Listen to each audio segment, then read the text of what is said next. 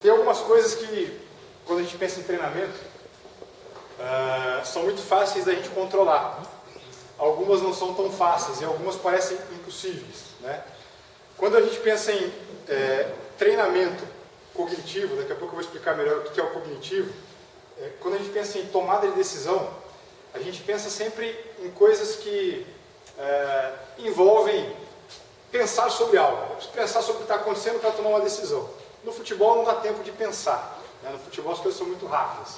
Então, a intuição ela prevalece, né? E ela prevalece como? Muitas vezes o jogador ele percebe a situação muito antes dela acontecer, né? E depois eu vou falar sobre isso. E aí ele começa a tomar decisões como se estivesse antecipando o problema que está surgindo. Então, alguns jogadores têm uma capacidade muito grande de fazer isso, de antecipar o que vai acontecer, né? Os mais antigos, os mais tradicionais dizem assim, o cara ele antevê, pensa antes da bola chegar no pé dele. É mais ou menos isso. Quando a bola está chegando perto, ou quando o adversário está chegando perto, ou quando uma situação está se construindo, é como se o cara conseguisse perceber certas coisas no ambiente que dessem para ele a capacidade de antever o que vai acontecer. Mas antever assim, numa fração de segundos, não é que ele vai antever 2 segundos para frente. Essa pequena capacidade de antever uma fração de segundos para frente, muitas vezes é o segredo do sucesso de alguns jogadores. Quando a gente pensa em goleiros, essa capacidade de antever, eu vou mostrar mais para o final alguns vídeos a respeito disso, ela é muito importante, porque se eu pedir para vocês, pensem em goleiros que, quando estavam defendendo uma bola, parece que não estavam gastando energia nenhuma.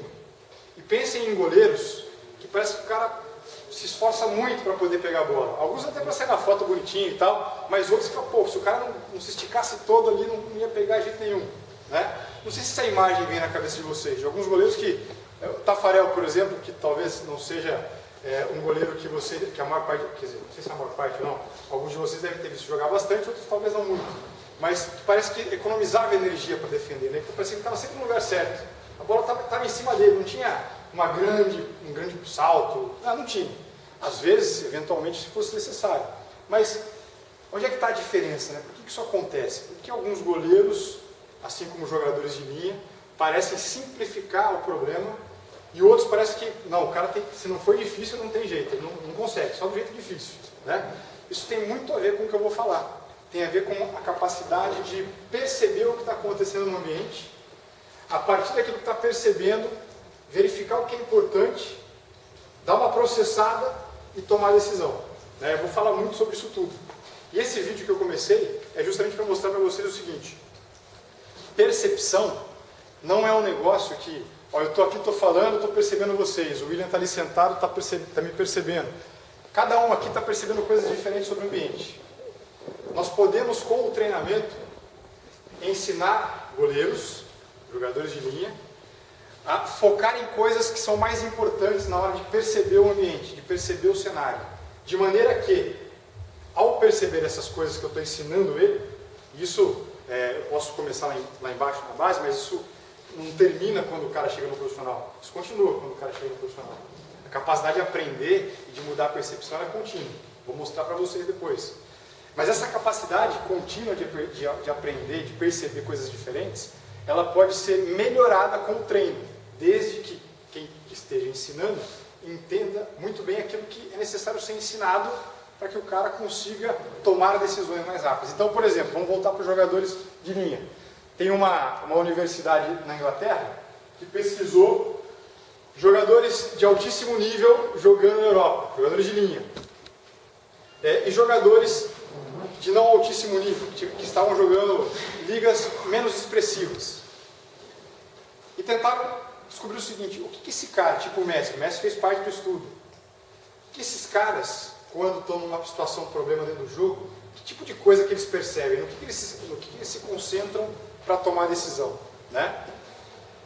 Eles mostraram várias coisas, e uma delas é de que esses caras que são excepcionais, eles têm a tendência de, primeiro, perceber muito mais rápido um monte de coisa, mas principalmente se concentrar em pequenas coisas, em poucas coisas, enquanto os menos experientes não conseguiam perceber muitas coisas, mas na hora de focar, se focavam em coisas desnecessárias, né?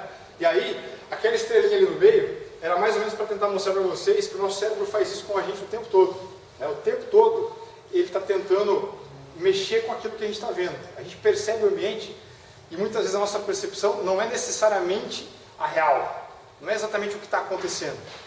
Ele cria uma imagem. Por exemplo, se eu ficar olhando para frente, vocês estão olhando para frente agora, existe um círculo muito pequeno de alta definição que eu posso perceber. O resto é meio distorcido a imagem, é a minha visão periférica. A gente enxerga muito com a visão periférica, muito. A gente enxerga pouco com a visão central, mas é a visão central que nos dá a informação. Então, quando você olha para a estrela, você está vendo a estrela com nitidez. Tudo que está ao entorno está na sua visão periférica. E a sua visão periférica, imagina, você está dirigindo o seu carro. Você não fica o tempo todo olhando para frente, olhando para o retrovisor, olhando para o retrovisor, olhando para o retrovisor, olhando para frente. Não, você está ali dirigindo. De repente você percebe alguma coisa no retrovisor, aí você olha. Esse perceber no retrovisor, quem te dá esse sinal é a sua visão periférica. Mas quando ela percebe um movimento no retrovisor, ela não te diz o que está acontecendo. Ela fala, não, está vindo uma Ford Ranger branca com o farol apagado. Não, ela não te diz isso. Tá vindo, tem movimento do seu lado esquerdo.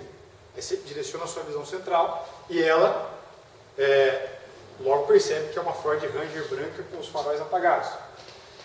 Imagina um goleiro para defender um pênalti, né? O goleiro está todo concentrado, a visão central do goleiro está toda voltada para a bola e para o batedor na hora do pênalti. A visão periférica do goleiro está construindo o resto do ambiente, mas o resto do ambiente não significa nada para ele.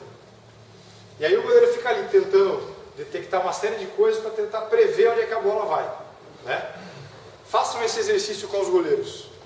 Na hora façam lá 10, 15 batedores de pênaltis diferentes, né? Não com o mesmo goleiro, não na sequência, senão o cara vai morrer.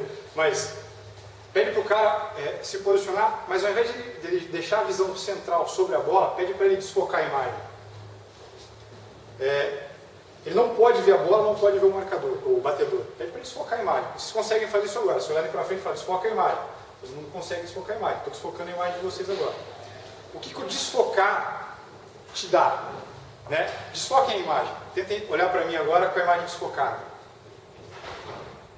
Beleza? Conseguiram? Podem voltar à visão central. Alguém percebeu com a imagem desfocada o que eu estava fazendo com o dedo? Não? Desfoquem de novo. Está desfocada? Perceberam o que eu fiz com o braço? Então olha só.